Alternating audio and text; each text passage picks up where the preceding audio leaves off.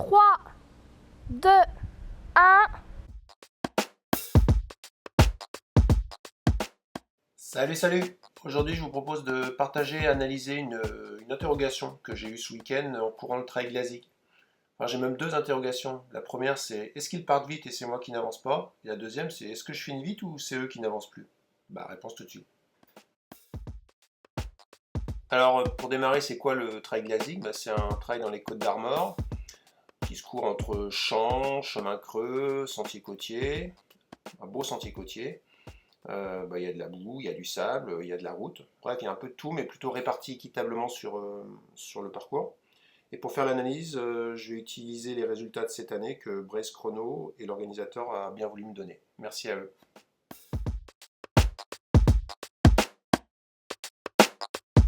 Alors, qu'est-ce que je vais étudier? En fait, je connais le temps final de chaque coureur, et donc sa moyenne kilométrique.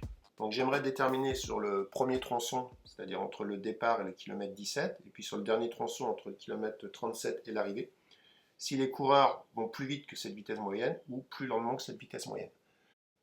Et pour rendre les valeurs homogènes et la comparaison viable, je dois aussi tenir compte du dénivelé positif. Donc je me suis fixé comme règle que 100 mètres de dénivelé positif, c'est égal à 1 km sur le plat. Et du coup, vous avez les équivalences plats à la fois de la course et pour chaque tronçon. Et à partir de là, je peux faire une comparaison équitable. Enfin, pour faire l'analyse, j'ai déterminé ce qui était pour moi, et ça c'est tout à fait subjectif, les fourchettes qui établissent qu'est-ce qu'un départ rapide, un peu rapide, trop lent, etc. Donc je me suis amusé à faire des catégories que j'ai nommées à ma sauce. Donc entre le peureux qui va partir très très cool, voire trop cool, et le kamikaze qui part au-dessus de ses moyens.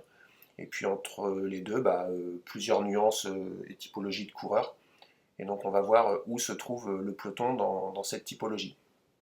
Et donc en traitant le rapport de la vitesse moyenne de chaque coureur sur le premier tronçon avec sa vitesse moyenne de course, je réponds à la première question. Comment les coureurs partent-ils? Eh bien, vite, voire très vite. On voit que le peloton se situe plutôt dans les zones hautes. Alors je dis pas qu'il ne faut pas partir plus vite que sa vitesse moyenne, je pense que même si on veut réussir une course, il faut partir un petit peu plus vite. Mais entre partir un petit peu et trop vite, il y a une nuance. Donc la catégorie investie, ça me paraît être un bon compromis. Joueur, c'est déjà une catégorie où on est un peu dans le ça passe ou ça casse. On a déjà une prise de risque et au-delà, je pense qu'on est clairement en train d'amputer la fin de sa course et même sa course de manière générale. Et donc on peut finir par dire qu'il y a très peu de gens qui sont calmes au départ. Et donc si on associe des catégories, selon moi, il y a au moins la moitié du peloton qui prend des risques au départ, et moins de 15% qui sont dans une allure juste et raisonnable, en tout cas sans passion.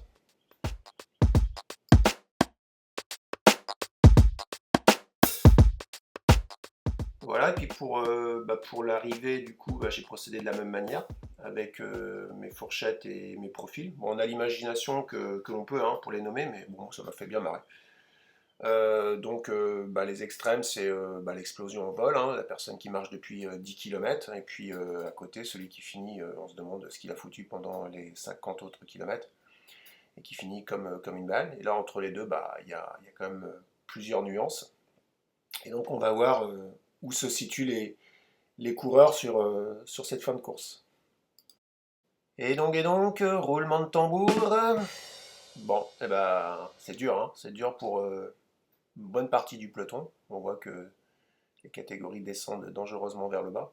Alors, moi je pense que les personnes qui sont dans la course, ne rien lâcher, sont en train de faire une course aboutie, c'est-à-dire qu'ils sont en train de chercher des choses. Les catégories en dessous, on est déjà dans quelque chose qu'on a laissé filer, quelque chose de compliqué, quelque chose qui devient laborieux. Et la question, c'est de savoir est-ce qu'on doit finir tous nos trails en chemin de croix ou est-ce qu'on peut finir des trails en ayant ce sentiment quand même d'aller encore chercher des choses dans le dernier tiers. Et si on superpose les catégories, on voit que 2 tiers du peloton perd beaucoup de temps sur le dernier tronçon, quand seulement 13% arrivent à stabiliser ou à gagner encore un petit peu de temps par rapport à leur vitesse moyenne sur le dernier tronçon. Pour pour conclure, je me suis permis de tirer quelques gestions de course du classement. Donc j'ai plutôt pris des gens connus et j'ai évité de pointer les gens qui se sont craqués. Pourtant, il y en avait quand même pas mal. Donc on voit que pour la gagne, pour Francis et Camille, il y a une prise de risque au départ. Hein. Je pense qu'on ne peut pas y échapper. La performance demande de l'engagement dès le départ. Mais il faut quand même rester dans ce que l'on sait faire. Il y a les gestions un petit peu plus régulières, voire même, moi je trouve parfaite de Jérémy par exemple, qui est super. Pour ma part, moi j'ai fait une course progressive, plaisir, aboutie, mais bon, je ne crois pas que c'est comme ça que j'aurais couru si j'avais voulu jouer une place, ou en tout cas une meilleure place, j'aurais pris un petit peu plus de risques. Enfin, en tout cas, ce qui est certain, c'est que pour beaucoup de personnes, à mon avis, la gestion de course reste quand même très aléatoire et qu'il y a une vraie piste d'investigation pour progresser dans le classement et puis mieux vivre sa pratique. Que dire de plus que je pense que vous allez tous me dire ouais mais j'avais l'impression de partir cool. Donc moi je vous réponds soyez encore plus cool que cool, plus facile que facile au départ. Voilà, allez je vous souhaite une bonne réflexion. Salut, ciao.